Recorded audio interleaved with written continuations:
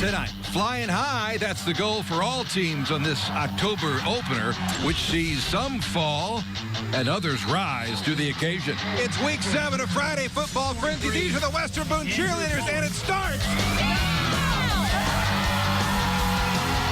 From RTV6, this is Friday Football Frenzy. Hey, good evening. Welcome to week 7 of the Frenzy. The playoffs will be here in just a couple of weeks. Plenty of games with conference title implications tonight, and that includes the MIC. Top-ranked Center Grove hosting 3rd-ranked Ben Davis. Guess what? Our Brad Brown had the good fortune of being there tonight. Brad. Playoffs, Dave. It felt like that tonight. CG was trying to do something for the very first time, run the table in the MIC. The Trojans already beat most of the conference's big boys.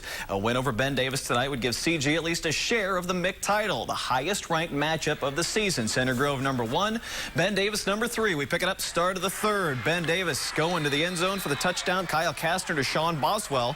They missed the kick, so BD's lead was 9. Same margin, start of the 4th. Trojans going for a field goal. Bad snap there, though, unable to get anything out of that, so it stays 22-13. But at the other end, the CG defense would make a stand. 4th and goal at the 1-yard line. Dorian Tate stuffed by the Trojans there.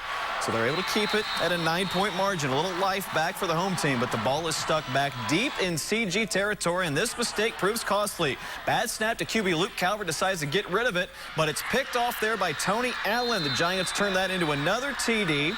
They extended their lead to 2 scores at that point, and then 1 more to seal the deal. Calvert intercepted. Chris Busby is going to take that one back to the house. Ben Davis making it happen on the road. 37-20 the final. It is their 2nd straight win at CG. Let's give you one more down that way. We started our night at Martinsville on HTSN, taking on Ron Colley. The Rebels dominated the first quarter of this one. Colin McManama, second of a pair of early touchdowns. Ron Colley was up 21-0, Dave, but Martinsville comes storming back. Mason Cutruff to John Zalotti for a big gainer. How about 42 straight for the Arties?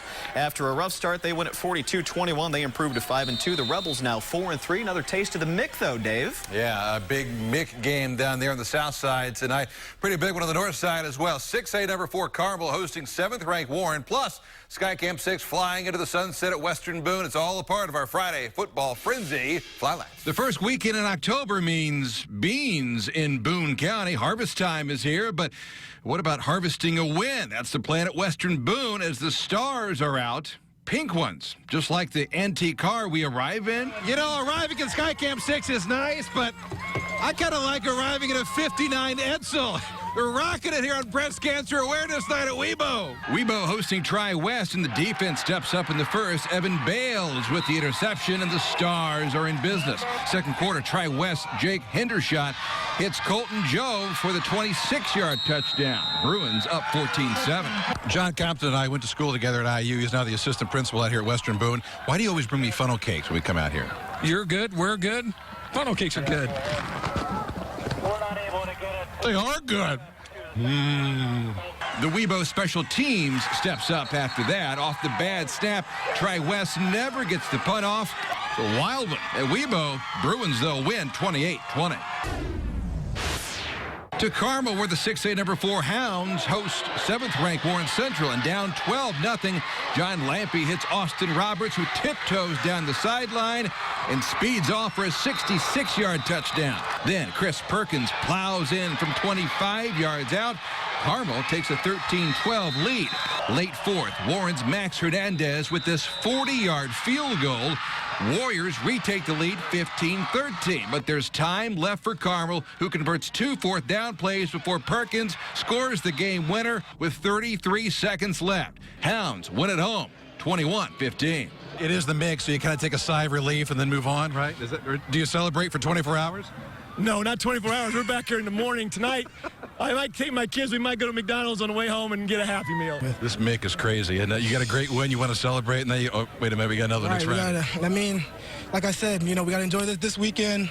Go back, watch film, see what we can improve. As you can see the score, it was ugly, but we got it done. The scoreboard's done, and we are too for Week 7 of Friday Football Frenzy. Flylights.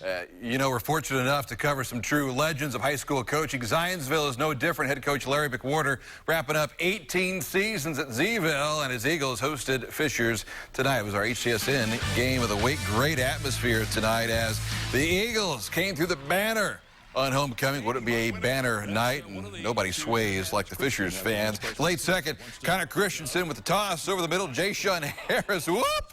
Avoids the tackle and scores from 37 yards out. Tigers up 10-0. Big drive then for the Eagles, third quarter. 4th and goal from the 1. This is junior Matt Pinola. Goes in the second effort. Zionsville within a field goal, down 10-7. Fourth quarter, Fishers ends it right here. Maurice Campbell from 7 yards out. Fishers with a good win on the road, 17-7. That's their 6th straight win as they improved to 6-1. Greg Rakestraw with head coach Rick Wimmer after.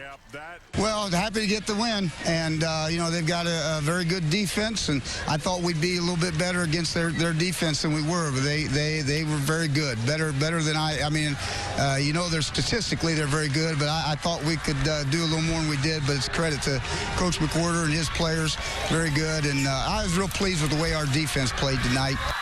All right, let's get another one from the HCC. HSE at Noblesville. Millers had an early 6-0 lead, but all Royals after that. Tyler Janney to Kyle Schrank for the 27-yard TD. HSE takes it 26-9. They are a game behind Fishers of Westfield for the conference lead. Quickly think of the unbeaten teams heading into the night. Guessing schools like CG, Columbus East, New Pal, West Lafayette all come to mind. Don't sleep on Southport. Tonight, the 6-0 Cards hosting Terre Haute South. First quarter, Southport's Christian Perry takes the handoff, runs it in for the score. Cardinals up 7-0. Then, next series for Southport. Luke Johnson is picked off by Terre Haute. Logan Deddy. Deddy is gone. That ties the game at 7. Second quarter, though, back to Johnson. This time he finds Tim Jewell up the middle. The highlight you'll see just about right now. Up the middle. That would later set up another score. Southport wins it 34-7 over Terre Haute South. Cards are now 7-0. Speaking of undefeated teams, 6-0 Eastern Hancock, ranked number 6 in Class 1A, hosting Westdell. Didn't take very long for the points to add up. Logan Splater airs it out to Bryce Spiegel. 40 yards for the score. Already 22-0 right there. Eastern wins big again, 72-6. They face 7-0 Shenandoah next Friday. Well, with the success factor rules, a lot of the traditional powerhouses are affected, and that includes Lafayette Central Catholic, LCC, now in 2A. And tonight made the trip down to play Broad Ripple. Jason Spells has that, plus Garrett at Brebeuf. The rivalry between Guerin Catholic and Brebeuf renewed tonight as the 1-5 Golden Eagles head into the Brave Zone, trying to knock off one of the state's best 3A teams. Picked this one up in the fourth. Aaron Banks right around the tackle, punching it in from 9 yards out. Brebeuf taking a commanding lead.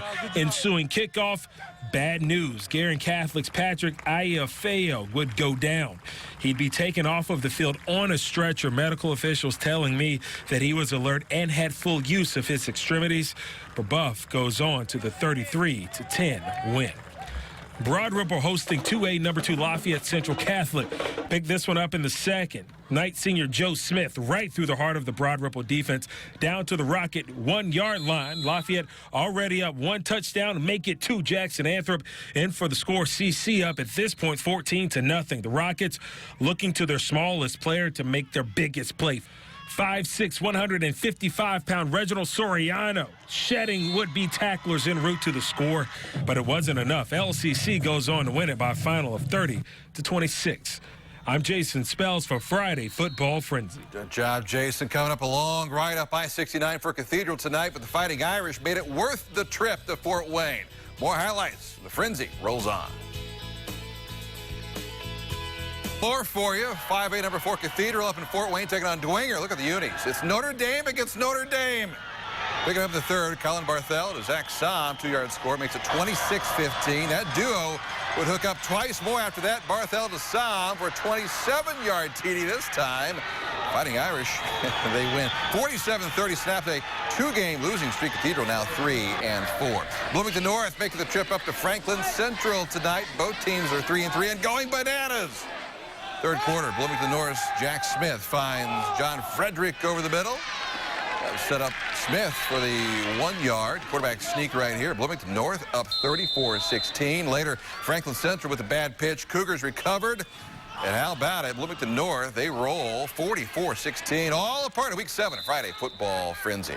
Quickly to the Colts, the latest on running back Ahmad Bradshaw after his trip to L.A. to consult doctors about his neck injury. Bradshaw now consulting the Colts staff, saying that he'll wait and see for a couple of weeks anyway what he's going to do. So he's out the next 2 weeks. It may all end in season-ending neck surgery. We'll see how that plays out this weekend. And big IndyCar news out of Houston today. The site of this weekend's doubleheader, our buddy Tony Kanaan inking a 2-year deal to drive for Chip Ganassi's team. So to hook up with Dario Franchitti, Scott Dixon, Charlie Kimball and company, beginning next year. 2-year deal might be as many as 3. A couple other notes. Ice win 4-1 on the road. Justin Wilson led IndyCar practice at Houston. And don't forget, a busy day of college football tomorrow. Big Ten opener for IU. Jason Spells will be there. Pacers also with their preseason opener against Chicago.